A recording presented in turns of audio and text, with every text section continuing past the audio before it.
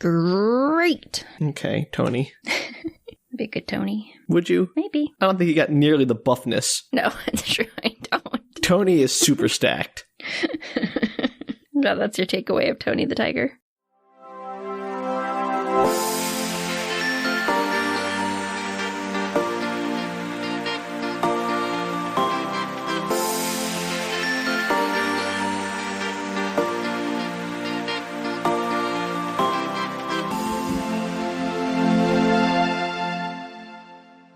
Hello, everybody, and welcome to Book Retorts. I'm your host, Danielle. And I'm Sam. And this is the podcast where one of us shares a weird piece of media with the other person who has no experience or knowledge of it. And today, it's my turn to share with Sam. Yay! And we're bringing it back. We're doing Nancy Drew, Girl Detective. Oh boy. I did not even know that. I'm excited. This is Nancy Drew, Girl Detective number 14. It's called Sleight of Dan. So this is another graphic novel then? This is another graphic novel, and it is in fact one that we referenced in our previous Nancy Drew episode, which everybody is welcome to listen to. Little plug. I encourage that. And it is set in the house that was where the vampire lived in that previous book. Danielle, he wasn't a vampire. I thought we solved that mystery. Well, our listeners don't know that, so... Danielle, I think they can pretty much guess that there's no real vampires in Nancy Drew. You don't know. This is a magician. Is he a real magician? You don't know. I mean, magicians exist, Danielle. They just don't do actual magic. Well, this one might. Okay.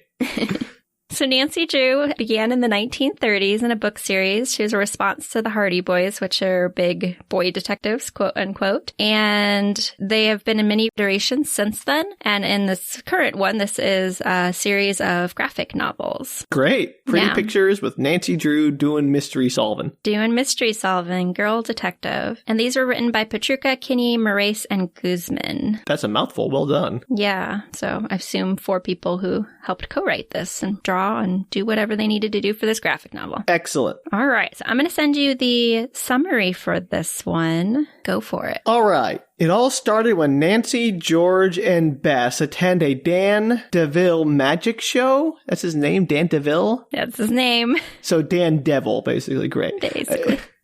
Attend a Dan Deville magic show, and George challenges Nancy to figure out the magician's quote-unquote tricks. Has Nancy finally bitten off more than she can chew? Or will the giant green-eyed anaconda at the magician's lair find Nancy hard to swallow? Boo.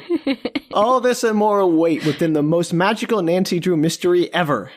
Woohoo! It's all a right, party. Terrible puns notwithstanding. I want to see Nancy Drew get up on a stage and ruin a magician's night. She really wants to. She's trying to be nice for her friends, but she's not very nice in this iteration. Yeah, is she a real know-it-all jerk? Kind of. It's not my favorite. I've mentioned before, it's not my favorite Nancy Drew. Oh gosh, I remembered. Is her dog in this one? Her dog is not in this one. So it's dead. It's definitely dead. That's what we went in the last book. This was before the other books, though. So maybe she doesn't have a dog yet. Oh, she got the dog and then killed the next. Got it. She's never home in this book. I don't think she goes home once in this book. How old is she? I forgot. We don't know. And maybe it says somewhere in one of the mini graphic novels, but I'm guessing she is post high school. So she's living at home post high school, like a gap year? Yeah, but I mean, I think she probably went to the local, college, like all people do in fictional worlds. She's clearly got aspirations.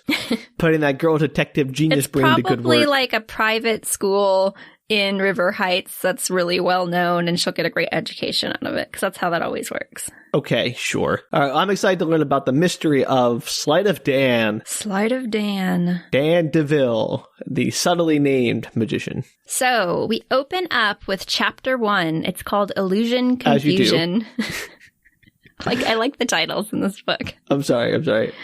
What's the name of chapter 1 title? Illusion Confusion. Okay. All right, this book's winning me over.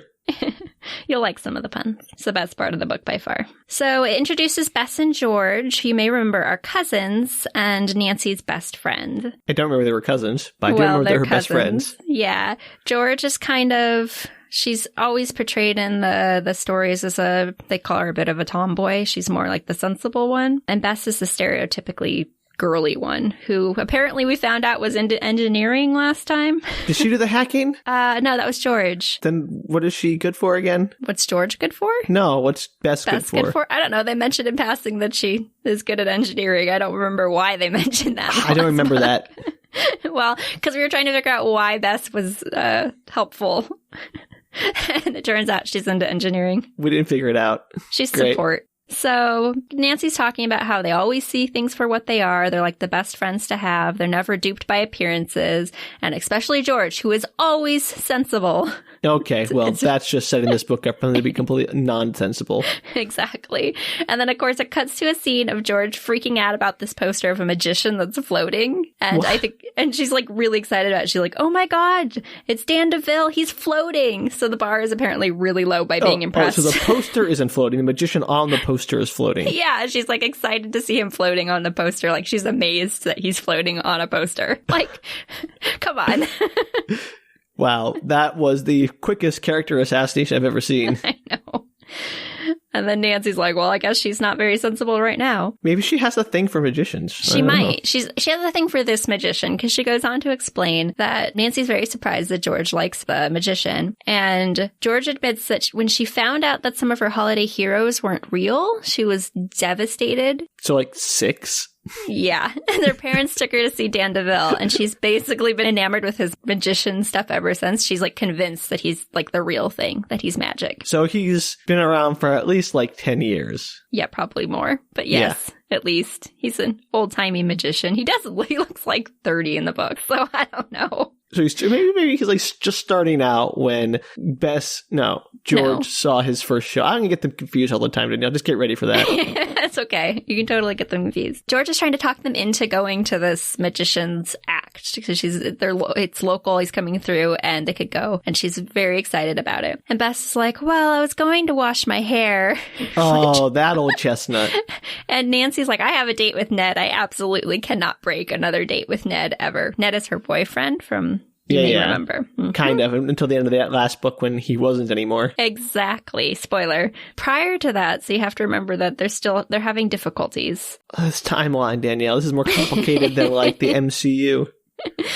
So George reminds her that she recently faced down a very vicious dog for her, and she's like begging her to go. And Bess is like, well, Ned recently risked his life climbing on the roof of a speeding train. And George kind of like covers her mouth up, and she's like, I wouldn't ask it of anybody else, and I really, really, really, really want to go to this show. And so Nancy calls Ned and is basically like, I've never seen George this obsessed. Can I please break our date? Why doesn't she just invite Ned to go with them? I don't know, Sam. Like, he can go with them. Yes, there are many solutions to this, but apparently that's not one of them. Okay.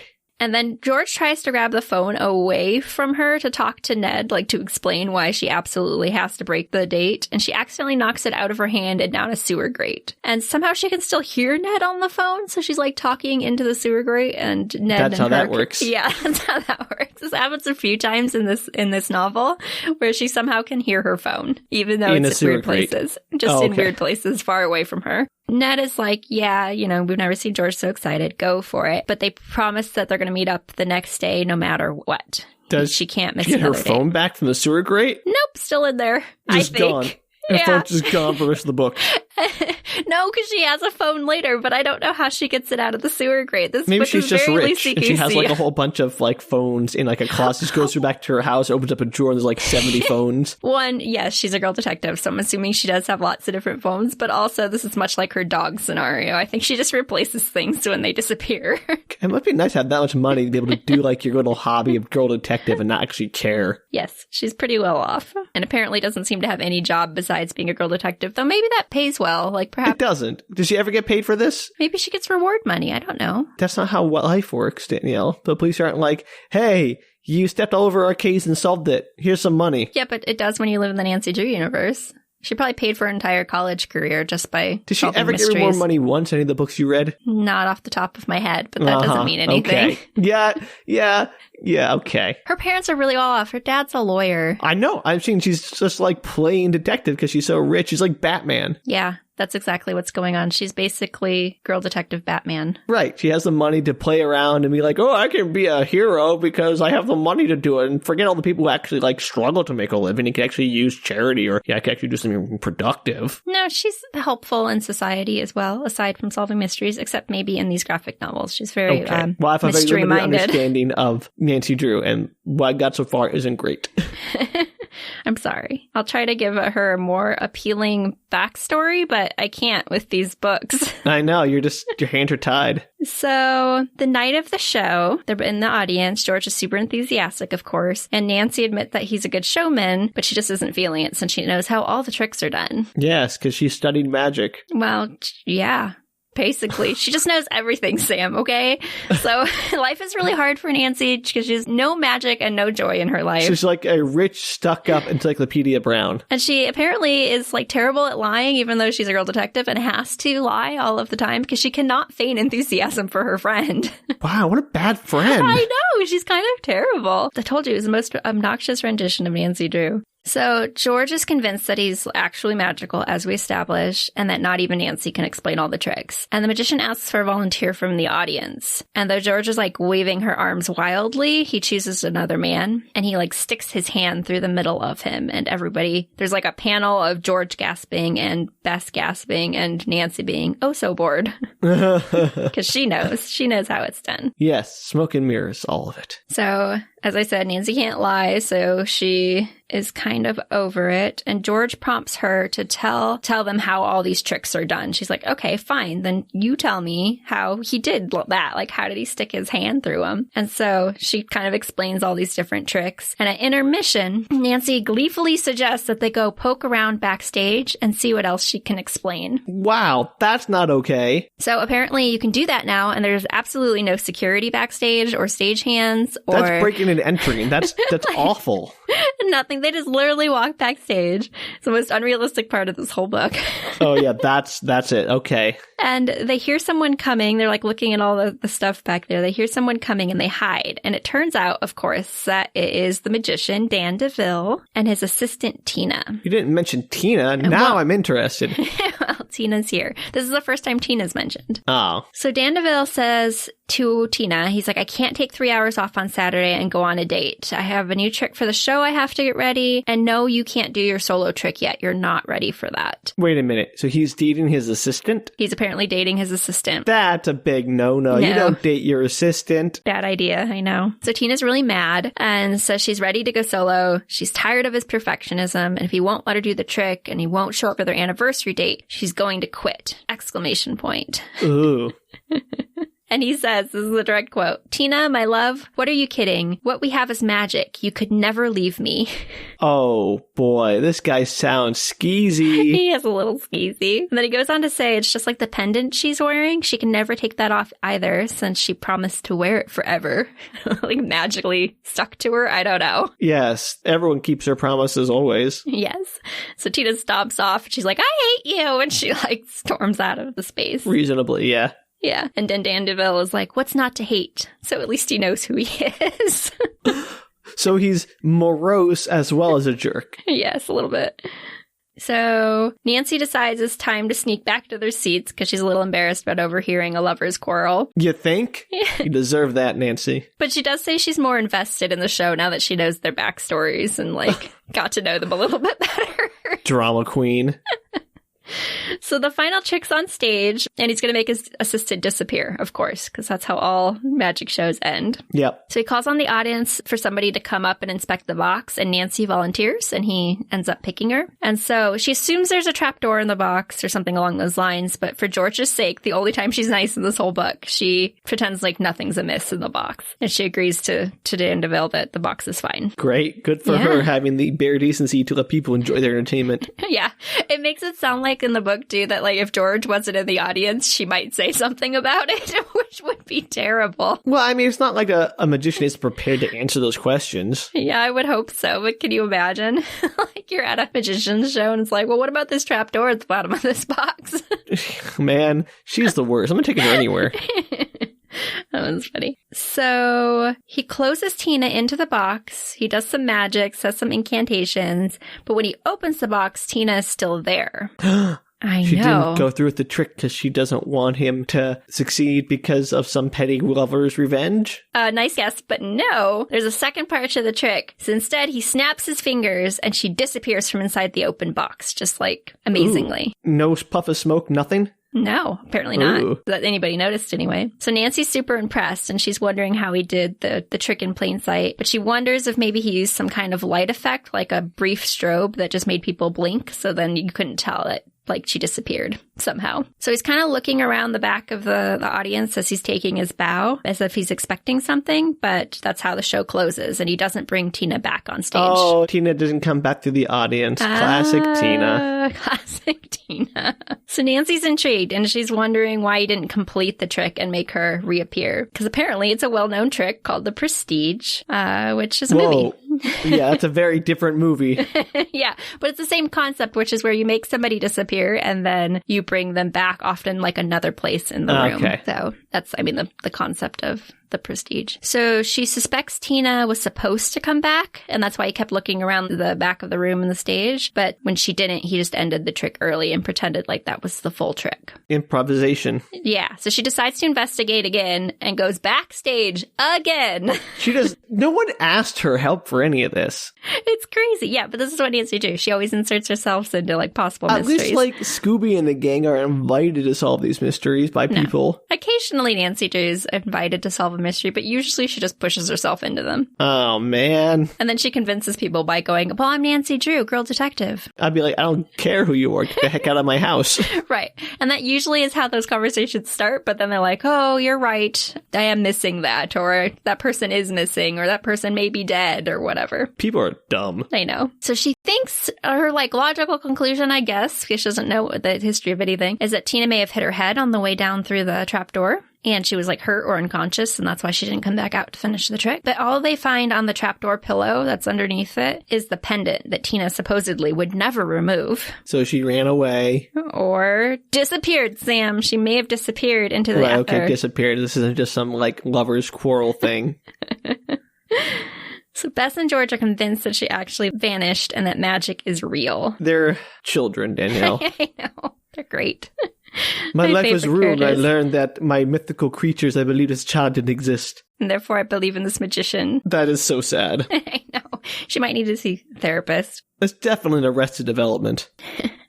Poor George. Her life was ruined. Yeah. So that leads into chapter 2, which is now you see her, now you don't. Of course, I knew there could be one of those in there.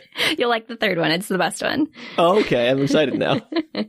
So Dan Deville finds them backstage because, again, like, I don't know where the staff are for the show, but none of them are backstage, which I've never in my life been in a backstage area where there's nobody back there. No, that's crazy. Yeah. Especially at like a club where there's food and everything, too. Yeah, it's just crazy. There's like, I just don't understand why there wasn't a single person backstage. So he tells them the area is off limits, and George starts fangirling. Of course, she's so excited to meet him. And Nancy point out that his assistant's missing, and he's all like, yeah, of course, I made her disappear.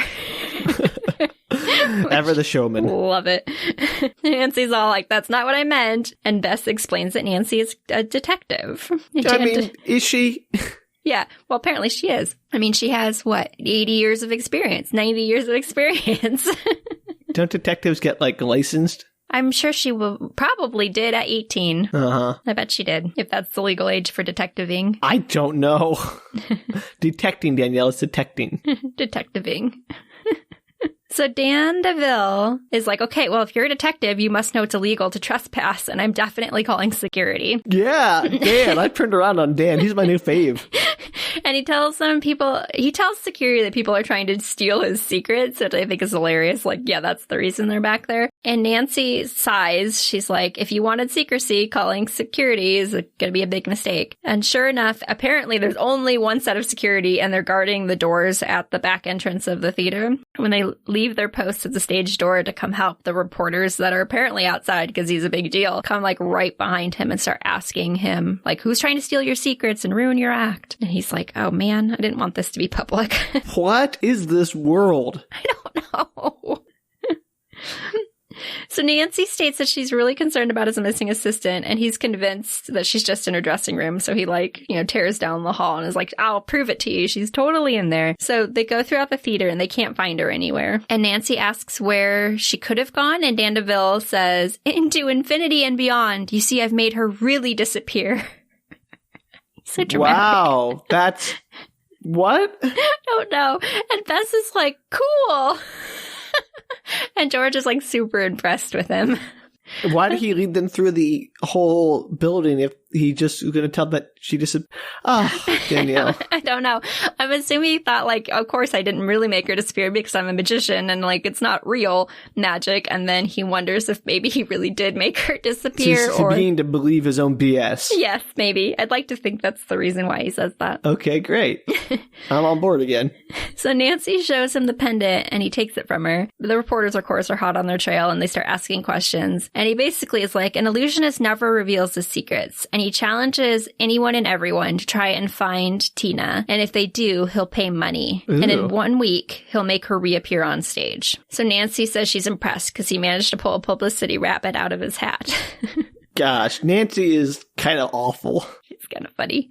She gets worse. But she's game. She's like, yay, a mystery, and we get paid if we figure it out. Oh, so she doesn't get paid for all this. She's just messing around in people's lives because she can do it for fun and have no consequences for herself. Basically. So the next day they start doing a search at like local hotels around town, trying to see if they can figure out if she has like a room somewhere, if Tina has a room. And they also look up the incantation he used on stage, which apparently was an ancient Buddhist spiritual language. And George suggests that he contacted the spiritual realms and she's hidden there. That shows some ignorance of Buddhist culture. And Nancy wonders if she's in on the trick for the publicity stunt, like if it really was supposed to just be a publicity stunt and Tina knows, which I like that option, personally. That'd be a great option if they're just working together. Yeah. So George finds where Dan Deville is staying. Do you know where Dan Deville is staying, Sam? Is it with Nancy's family? No, it's in the creepy house up on the hill from the previous episode. Oh, right. Wait, why is he staying in a house if he's only going to be there for like a show? He's there for a couple of shows, but they make it seem like just the drama of him is why he rented a house. Okay. He is that extra? Yeah, basically. And he's there at least a week, I think. And he does have all his like tricks and stuff that he has to store. I'm sure people don't usually rent houses to store all of their devices and tricks. They probably have some storage trailer. Yeah, no kidding. Or, a production crew, that whole thing. But apparently, as we know, nobody was backstage. So maybe he's on a shoestring budget. That's why he rented a house, because that's the cheaper option. It's the creepiest house in River Heights, and nobody's lived in it for years, so it probably was a steal. Sure, all right. Believe that. That's what it says. There's like cobwebs all over. So that night, Nancy sneaks into the house alone. Why is she breaking into people's homes? Okay, I also had that reaction. I was like really annoyed about it, but then she says that she doesn't want George to learn all of his tricks, and she's assuming there's going to be a lot of his tricks like lying around. She didn't want to ruin it for George, which is probably one of the nicer things she's done, but she does have other friends. Yeah, but like none of that necessitates breaking into the house. Just don't bring George. But you gotta like plot. So she breaks into the house. Great. So he leaves, she sneaks in, and she's sneaking around in the dark because she doesn't want to turn on the lights in case he suddenly comes home. And she finds a stuffed tiger. Who knows why? I don't know what you use a stuffed tiger for, but it's there. Obviously, it's Hobbs. It's obviously Hobbs. It comes to life whenever she's not there. And then there's a bunch of like levitation wires and machines. And she also talks about a trick where he makes an elephant disappear, which personally I would really like to see on stage. That'd be pretty amazing. Yeah. So as she's exploring, she sees a poster of him being swallowed alive by a snake, and she wonders how he pulled that trick off. I don't know. Why are you asking me? I'm just saying it's pertinent to later, because there's a green-eyed anaconda. Yeah, I guess so. I didn't know anacondas could have green eyes. Well, apparently so. So she finds a back room, and it's all locked up, and she's like, well, that'd be an obvious place to store stuff, but I'm gonna go check it out. And so she sneaks inside, and in the center, it's like a bunch of storage boxes, and in the center, there's a big open cage. And as she's like, that's not good. And so she tries to exit, but of course the door is locked from the inside. Because that's how doors work. That's how doors work in creepy houses. Makes you wonder what this house was used for before a magician came in. I don't want to know. And she hears a hiss, and she comes face to face with a huge snake. And factoid, because it's in the book, it's a green anaconda, the largest snake in the world, and the females can grow to more than 29 feet and weigh more than 550 pounds. Yeah, anacondas are big. Yeah, so that's what I learned. It lives in the Amazon. There's a whole movie about anacondas. Well, an anaconda. A very big, probably 29-foot, 550-pound anaconda. No, it's way bigger than that. Well, they can grow to more than 29 feet. Well, certainly any number above 29 is more than 29. Good call, Sam. Good call. So the snake curls itself around her, of course. She can't escape. And I'm assuming to asphyxiate her, because that's what they do. That's what they do. Yeah, and then swallow her whole, because that's what that specific anaconda does. It's the whole trick.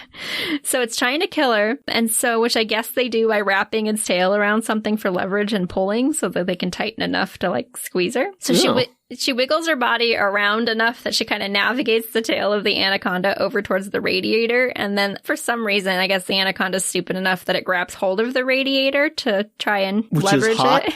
And it's hot, and it, like, hisses and kind of wiggles, and she manages to escape out of the hole that's created. Shenanigans. She should be dead.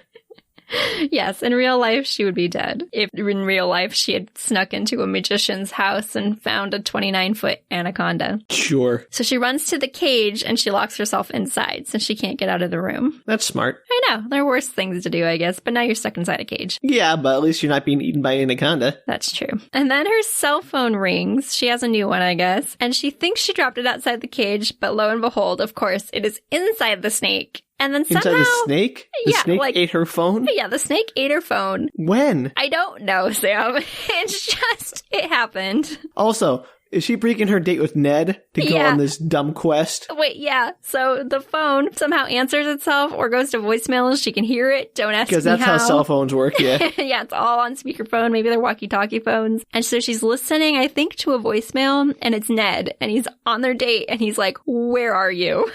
Yeah, Nancy was so obsessed with her stupid, dumb mystery and reward money that she left her boyfriend out in the cold. No wonder Ned dumps her butt later. I know. She deserves better. He deserves better, and she deserves to be dumped. Agreed. And that leads us into chapter 3, the final chapter, Sam. There's only 3 chapters? Yeah, because it's a graphic novel and it's short. I didn't know it was going to be that short. Oh boy. Yeah, so aren't you glad? No, I want more of her making poor decisions and being an all-around jerkface. Oh, well, you get that in the final chapter. Oh, okay, then I'm on board again. Let's do this. Again, I'm just off-board, on-board all the time. Chapter 3, the Devilles in the Details. Oof. Oh, Danielle. It's so that good. one hurt. That one hurt me physically. I felt that one like deep inside. I like broke something inside of me. I gotta go to the doctor. That hurt. It was so good. I loved it. This was just Sleight of Dan. Devilles in the Details. Oh, so good. Oh, boy. Illusion, confusion. I am... Yikes. I am not going to recover from that one. Podcast over. Then you won't get to see all the bad decisions she makes. Oh, I'll power through. Okay, so, of course, as this is all happening, Deville. I got it, Danielle. I said it during the very beginning when I read the description. Just reiterating, because I was deciding whether her name is really Deville or Devil, because, you know, the Deville's in the details. So Dan Deville shows up and whistles for the snake and gets Nancy out of the cage, which was nice of him. That's how snakes work. Yeah, even Nancy's like, I've never seen a snake come do a whistle. That was amazing. I taught to play fetch. I mean, I'm sure it's a trained snake, because how else would you use it for tricks? Yeah, but, like, you can only train a snake so far. But the snake has a name, Sam. And the snake is named Cuddles. I mean, to be fair, that's a great name for an anaconda. I would name Anaconda that. I know. It was really good. And he's like petting the snake. He's like, "It's okay, Cuddles." That's kind of sweet. So she says that he must use a rubber snake suit for the snake swallowing routine, which I don't know how that works on stage, but okay, Nancy. Nancy, you just think you know how everything works, don't you? And I like that she came up with this theory as she was like being chased around a locked-in room by a snake. She's like, "Oh, he must use a rubber snake." When did she have time to think it through? So he's like, Okay, you have an explanation for everything, so explain why you're in my home. Yeah, no duh. Like, why you break and entering? Why should I just have you charges pressed against you for trespassing? Which he should have done, but alas, he does not. I would serve her right. For sure. So she admits she was looking for Tina and is stumped, but she has a theory. She says he didn't make her disappear for a publicity stunt, which, duh. So he was just as surprised at her not returning as they all were. And he finally breaks down and admits that he definitely was not doing it as a publicity stunt. And he's concerned that she was, quote, done in by one of his many rivals and that his greatness may have caused a tragedy. So, okay. Back up, Danielle. Back up. I need to get this clear. So, Sleight of Dan, Mr. Deville, his leading theory is that during his stage performance, some of his magician rivals were lurking down below the stage because there was no security in that building, as we established. Yes. And he was doing his big final trick, working the crowd up. And Tina drops away, and his rivals kidnap her. They don't leave a ransom or anything. They just kidnap her and spirit her away, and presumably murder her. Just to ruin his trick. And this is somehow supposed to destroy his career? Yeah, that's what he thinks. Wow, I don't know which one of them is dumber, Nancy or Dan. Well, to be fair, Nancy's like, sure, that's exactly what happened. She's on board with that idea? No, she's like totally like, you're insane. That's not what happened at all. Okay, good. Because I was about to say, if she was like, yeah, okay, that's what happened, I'm on board with that. Like, Nancy, you're the worst detective ever heard. But no, she's like convinced that she just left him. Yeah, no, she just ran away because she's like, I'm going to prove to him that I can leave him and he'll see how much he needs me. Exactly. And Dan Deville is like, no, who would leave me? Is basically what he says. I mean, he's the weird, like, his ego is so all over the place. It goes from, I am the best to, who wouldn't hate me? I'm so sad. Well, he's going through a lot right now. Yeah, okay, well, sure, but that doesn't make him less of a jerk. No, it does not. So they agree to work together, and she calls in Bess and George. Deville calls George's secretary as she's taking notes, which doesn't go over well. George's secretary? No, Deville calls George his secretary. Oh. Because she decides, she's like, I'll take notes, as they're like having their meeting, and he's like, good, we need a secretary. And she's like, excuse me? Yeah, that's presumptuous. Am I getting benefits?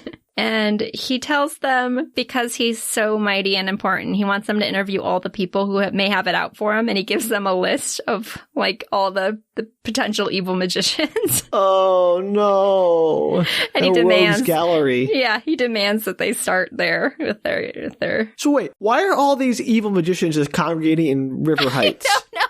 I was wondering that because the next few scenes are like a montage of them interviewing all these different magicians. And I'm like, did they go all over the country for this? Are they all in River Heights? Are they within like a driving radius? How are they so doing many this? Questions, Danielle. And they don't call them. They like go to their shows. First, why would they all agree to this? Why would those magicians agree to be interviewed by these randos anyway? I don't know. That's part one. Part two is, unless there's like some magician convention in River Heights that we were hitherto unaware of. I would love that. I hope that's what's happening.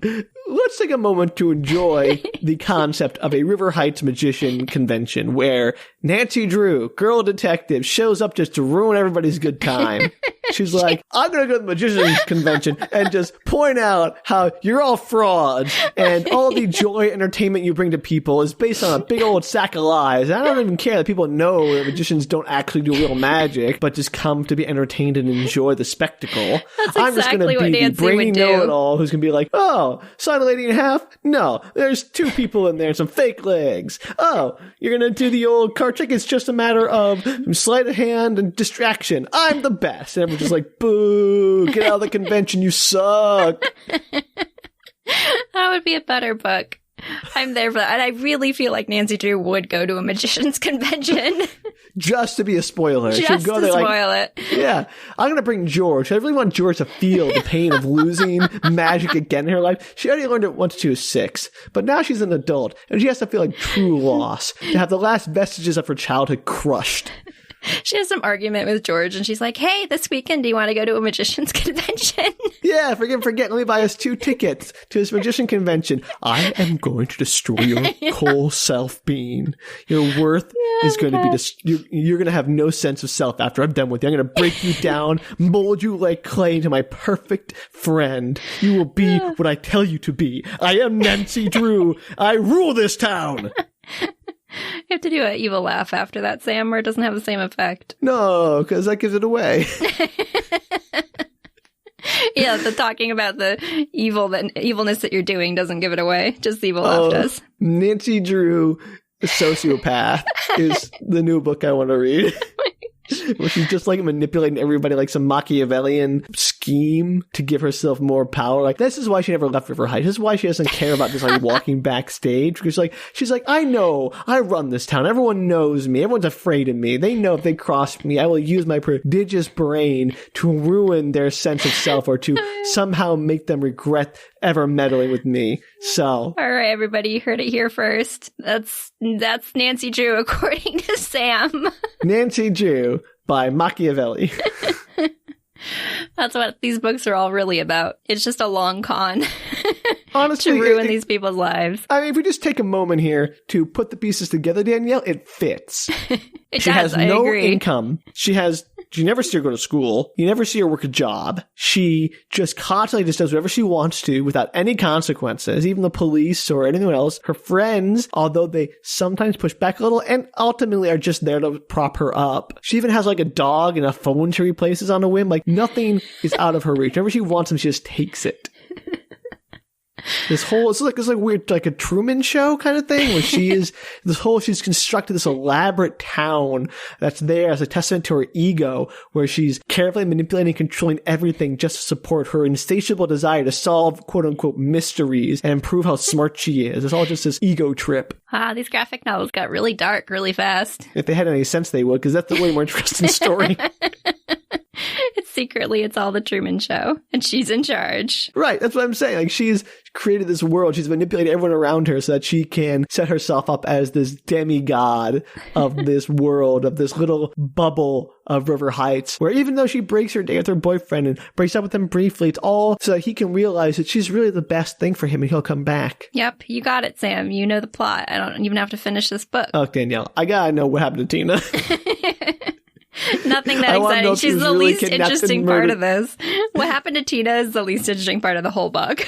Look, because it will be, because it's going to be disappointing. But I swear, if it was actually a gang of rival magicians who kidnapped Tina, that'd be a way better story. I'm just going to make that up at the end. Make it more interesting. Everybody will just assume that's how this book ends. Dan Deville is such a good magician. He's making us all more popular, so we must stop him. Yes. They twirl their little mustaches. Yeah, well, obviously the magicians, they have mustaches. Yes, and of course. Yes. As proven in the next section, where there's a magician montage and you get to meet all the different magicians. Oh, that's right. This book is still happening. Oh, yeah. I got lost in my own idea, which was far more entertaining. It was amazing. Good job. That's exactly what's happening. I can't believe you read the subtext of this novel. I don't know how there's any other way to read it, Danielle. There isn't. Like, you got it. You're bang on. Good job. Oh, man. Nancy Drew, The Machiavelli Chronicles. I want to read that. Sounds like you have a writing thing in your future. Oh, no, thank you. You don't want to read enough Nancy Drew to get the backstory on that? No, I don't. That's too much work. So, carrying on with her Machiavellian plot, she is levitating through a hoop. What? Nancy Drew's levitating through a hoop? Yeah, she goes to interview a magician, and the next scene is her levitating through a hoop. What? Like, he has a hula hoop, and he's, like, putting it over her body as she's floating in midair. I don't know how she does it. She just, does this? Like, there's no context? What? No. Like, when you go to talk to magicians, they don't just hey, welcome to my house, have some tea. You want to be levitated? Let me levitate you. Everybody is at, their shows. They're watching them do tricks, probably because it's more visually interesting on a graphic novel page. And they're, helping out with the tricks. They're just watching them do the tricks. And they're all, they're getting interviewed as they're helping out as assistants. So, wait, what actually happened is much stupider than what I said? Yes. Because what I said is the magician, when people come to the house, they're like, oh, I'm going to show you this trick. What you're saying is, during these magicians' jobs, during their performances, I don't think they're at performances. Nancy I think Drew it's the as their assistant to come up on stage. No. And she's like, so while I'm up here doing this trick with you, have you kidnapped any women lately? Okay, I don't think it's not specifically said, but it seems to suggest it's more during the rehearsals. Oh, okay. Right. Because magicians are notoriously open about rehearsing in front of people who are not in on their whole plan, who are not part of the show. Sure, but to be fair, Nancy could just walk up and be like, oh, you're using a trick wire here, and this is use this, and this is use this, and so can I interview you while you work on your tricks? How would that, why are the doors even open? I don't know. Sam, there apparently are no, stagehands, no crew, no cast, no anything in any of these theaters. Nancy Drew's iron fist strikes again. Maybe she calls ahead and is like, hey, can I come and interview you? And be like, no, you cannot interview me while I'm rehearsing. We can set up a time where we can sit down and talk like human beings. You don't know. Maybe the magicians are actually quite a nice lot, and he just is convinced that they're all evil, and they are all like, yeah, come on by. You can totally interview me about this missing assistant. Danielle, I don't know a lot about magicians or magic, but I do know one thing. They like to keep their secrets. I agree. I can't tell you why all three girls get to go and watch these performances and interview on stage. This is the dumbest thing. So she's levitating through a hoop as she's as she is interrogating him. Because that's the position of power you want to be interrogating from. I know. George is getting sawed in half. Of course, why not? Which would be terrible if that was the guy that actually kidnapped and murdered Tina. Because right, you're trapped in a okay. box. So you're a kidnapping murderer. Let me get into this box where you can saw me in half, and I trust you to actually not saw me in half. And especially George, who's convinced it's all real. Well, then she's not worried about it because they're magic. Yeah, and Bess is half in love with this handsome rabbit pulling magician. She's like, oh, he's so dreamy. I'm having the best time. He likes to pull his rabbit. I get it. So they're kind of chatting on the phone and interrogating these suspects, quote unquote. Well, do they all interview them separately or do they all go together? Yeah, they all go to separate people, separate magicians. Oh, so Bess gets the hunky one. Yeah, of course. Lucky her. Ned calls mid-levitation and is like... Did Nancy not call him back after somehow getting her phone out of the snake? Phone. I don't know where her phone came. She just has never-ending phone system. I think she just I wanted to see the scene where she's like, okay, hold his mouth open. She sticks her hand down the snake's throat that's a mouse. That's a vole. Oh, I got it. That's my phone. And she pulls it out. Earlier, she borrows Dan Deville's phone to call Bess and George to have them come over for whatever, their gathering where they decided to work with him. The gathering of the magician helpers. The magician helpers. But then I assume she gives it back, or otherwise she has his phone for the remainder. Did she steal Dan's phone? I don't know. Nancy Drew. She's like, Dan, I rule this town. This phone is mine now. If you want my help, if you ever want to avoid going to prison for killing your erstwhile lover/assistant, you will give me your phone and I will help you and you'll be grateful for my help. She's like the mafia queen taking money so all these people can operate in her town. Yeah, exactly. Yep. But in this case, it's the phone. It's whatever she wants, Danielle. Yeah, it's true. Nancy can do whatever she wants. So Ned calls mid-levitation and he's like, you missed our date for levitation. Is there a third date she missed? No, I think he's finally talking to her from the previous night. Okay, this timeline is insane. Yeah. So he calls her in the snake. He's like, you're levitating and you missed our date because you're investigating a magician? What's going on with you? Danielle, I gotta get this timeline right. I'm sorry. So last night, she breaks into the house of Dan Deville and misses a date with Ned. Uh-huh. And Ned calls from inside the snake and is like, you missed our date. Uh-huh. Then somehow, in the same night, she goes and interviews a bunch of magicians. It's the next day or something. So that's another date. Then she missed the next date. Well, so that's three in a row. I don't think there was ever a second date set up. So she just missed the night's date, the night of the snake date, and then just didn't talk to Ned, I guess, until the following day. Oh, so she's awful. She didn't call Ned back to explain any of this. And poor Ned, he is trying so hard. He called her twice to try to get a hold of her. He's probably worried sick. More. I mean, the phone is probably still in the snake. He's probably terrified. Nancy, I haven't heard back from you. Are you okay? Are you in a ditch somewhere? She's like, no, I'm just levitating by doing a case and ignoring you. Yeah, it does seem to imply that she did not talk to him between the previous night and the magicians. The worst. Yeah. And maybe she went straight from there to the other magicians, but I just don't know how that would actually work. No, because that'd be in the middle of the night. Right. Unless there is a like a conference going on, in which case she could just go to the hotel or something. Yeah, conferences go all night and they have midnight rehearsals. You don't know. They're magicians. They're magicians, but they're still people. Maybe she really did go to their shows and they were all doing a show that night. And yes, she's on stage asking questions. Like, hi, audience. Do you mind if I interrogate this magician for a moment? So, how many people did you murder tonight? And they're like, what? I'm doing a show. Anyway, so Ned is talking to her on the phone. Okay, I'm sorry. Let's get back to Ned. Poor Ned, who is very justifiably upset that Nancy ditched him to go levitate with some magician. Exactly, but he's like, I guess I'll give you another chance, because poor Ned. Ned! He has a whole other, he's so 3 broken. books he has to get through before he breaks up with her. She broke his spirit so hard. She's like, how far can I push him? I want to see just how much I can make this poor man suffer. Exactly, and you're going to love the response to this, because like, I'll give you another chance, and Nancy's like, date! That's it! And I assume she hung up the phone. Oh. Nancy's awful. She's the worst. So it's now the night. It's jumped ahead to the night that Dan Deville is supposed to bring Tina back on stage. That was his publicity stunt. So this is his plan. I've lost my fiance, girlfriend, assistant, whatever. I don't know where she is. I'm just going to hope she turns up randomly in a week or I'm going to look a complete idiot. I think he was like, yeah, I'm going to try and find her in the next week. And if I don't know what I'm going to do on stage. But if I do, then I can bring her back triumphantly. Well, he had a plan. I think he's just trying to buy himself some time. And now it's a week later and he still doesn't have Tina. Oh, poor Tina. So Nancy has her realization, whatever that may be. And so they agree to go meet back at the theater. And Nancy explains to Dan Deville, she's like, Tina is almost certainly isn't hurt, isn't dead, or isn't kidnapped, but just left you. Because this is her theory. She's done some investigating. You don't see any of this.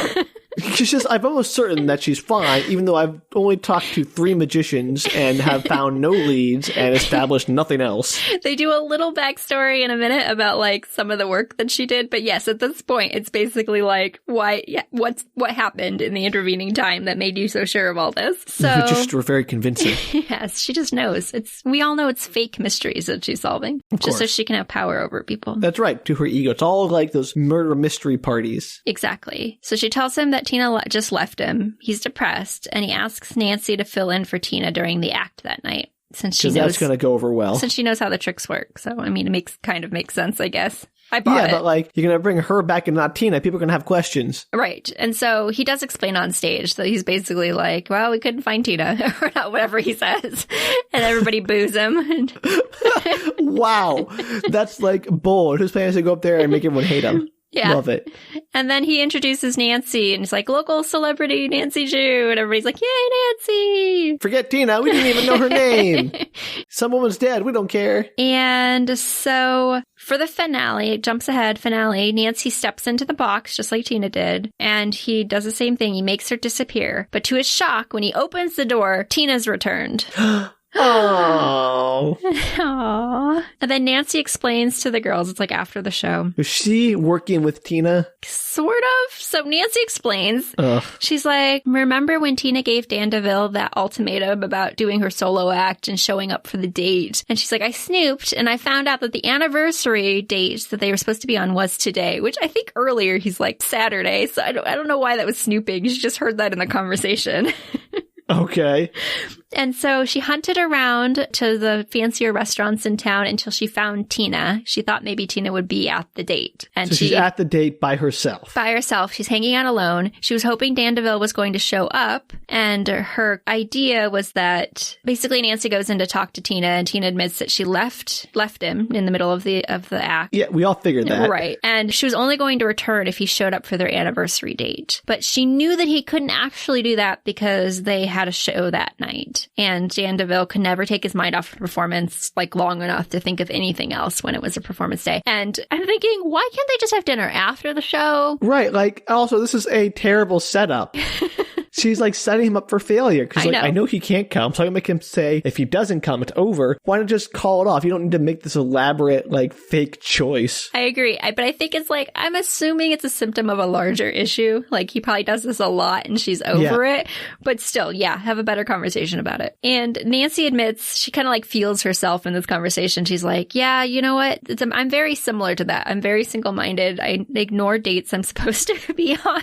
Yeah. I'm a great boyfriend. and I totally take advantage of it. And so all the time. And so she kind of has like a little moment where she realizes she could be better, but she also uses that story to like of just her single-mindedness and not realizing that she's like that to convince Tina to return to. So she's like, Dan. Yeah, Deville. I'm terrible just like Dan, but you should go back to him. Well, she's just like, but I really do love Ned and I appreciate him so much. And like, it's not, but I'm that bad at doesn't make it showing okay. I know, I'm not like, saying just it because does. you love somebody doesn't mean that you can take advantage of them and disrespect them. Like, well, it's okay because you love me. No, I absolutely agree. But I think that's like the concept she's trying to throw Tina. And Tina's like, yeah, I guess I'll go talk to him and have an adult conversation about this and not leave in the middle of a trick. Ned's in an abusive relationship. A little Can we bit. just put that out there?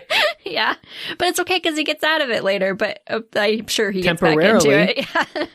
I agree. She's the worst in this timeline. Okay. So Dan Deville is on stage with Tina. He jumps back and he introduces her to the audience as his new partner who will be performing her very own feat of magic. So he has a turnaround. Aww. I know. And that night they double date Ned and Nancy and Tina and Dan Deville. Oof. That's weird to double date with people who are like twice your age. And it's probably not high on Ned's priority list. He's like, I haven't seen you in weeks. You haven't shown up at any of our dates, and now we're double dating with a magician and his assistant. I don't know this these is not guys. what I have in mind. We need quality time, Nancy. Quality time. And he's totally chill about it. And Dan Deville like magics the pendant that he got back into existence to re-gift to Tina.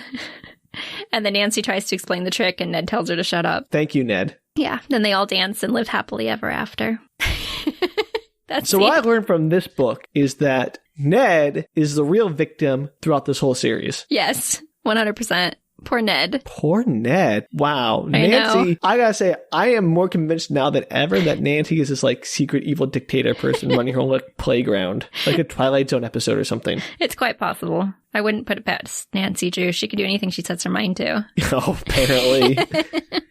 Man, poor George. Like, is her obsession ever resolved? Like, Nancy goes on double date with Ned and Dan and the assistant, but George, who actually likes Dan and is obsessed with him, has none of that? Doesn't have a chance to hang out with them? I think the shine of him kind of loses, like, it loses its appeal a little bit just because she actually interacted with him and he's a little bit of a jerk. Oh, so, never in meet your terms of heroes. that, but she does still like his magic and, like, none of the tricks were actually shown to be not true to George. Nancy shielded her from the worst of it. I don't know if that's better or worse. That like when your friend's like 18 and still believes in something, you know, like one of those magical creatures, like the tooth fairy or whatever. You're like, oh yeah, totally real. Like, are you doing them more harm than help at that point? I don't know. Big question, Sam. Big question. Well, I guess our listeners out there can write in and tell us, one, is Nancy an the evil worst? dictator? Yeah. She's the worst. She the evil dictator we think she is. Two, if you have written a story of Nancy being the evil dictator, please let us know. If you know of one that exists, I would love to see that because it would validate everything I'm thinking right now. And two, or I guess three? The second part of that. 2.5, 3 is it wrong to gaslight your friend into believing in magic or like mythical creatures that you know are fake just because they got hurt when they were 6 about the tooth fairy or whatever? Yeah. Discuss. Life's big questions. Yeah. It's very deep for us, Sam. Yeah, write an essay or something. Cite your sources. 350 word essay. 350 word? That's nothing. I was just making it short so people could like send it in an email. We don't need a treatise. I think they should do it either in a tweet, if they can put their whole argument in a tweet, or they need to put out a full cited paper, you know, the whole structure, pages and pages. Either way, I would read either one of those. And we will 100% give you props, especially if you manage to do it in a tweet. Yeah, if you can make your entire argument cogent in a tweet, that is 100% impressive. Which you can send us that at Book Retorts on Twitter, Instagram, Facebook. We will take any of that in any of those places. Or, of course, you can get onto our website, bookretorts.com, and send us a much longer piece there. That's true. Email doesn't have length, but maybe I shouldn't say that. Danielle, let's roll that back a little bit. We're busy people. We Please also have limit lives. it to 3 pages or under. At least initially. Or if you provide a link to a published document, we will look into that. We'll peruse Thank it. you. Yeah. All right. Well, I look forward to reading all about Nancy Drew's true nature in the future. But until then, bye. Take care, everybody.